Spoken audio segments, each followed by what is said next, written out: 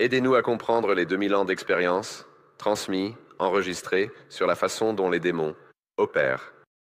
Parlez-nous de la manière dont les démons, en ce moment, pour chacun d'entre nous dans cette salle, essaient de travailler ou de nous atteindre. D'accord.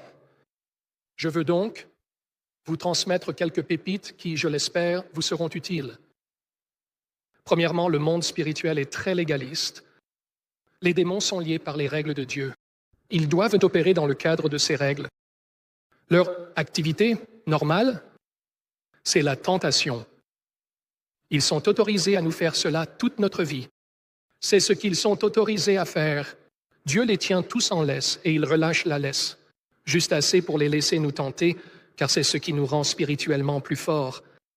C'est en étant mis au défi et en luttant que nous acquérons de la force spirituelle. Si nous étions simplement allongés à recevoir des raisins sans jamais être mis au défi, devenons-nous jamais forts? Non, en fait, vous êtes affaiblis. Par cela, c'est l'adversité dans la vie qui nous rend plus forts. Donc le démon sert malgré lui quand il s'agit de tentation.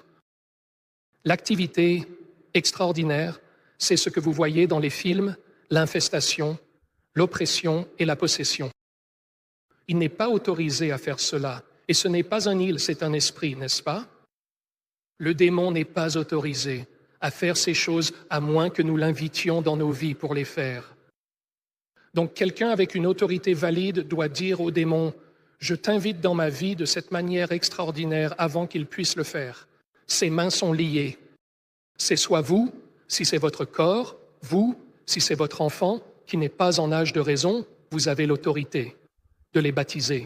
Vous avez aussi l'autorité de les maudire parce que vous avez simplement l'autorité parentale. Certains parents en abusent. Cela pourrait être un ancêtre.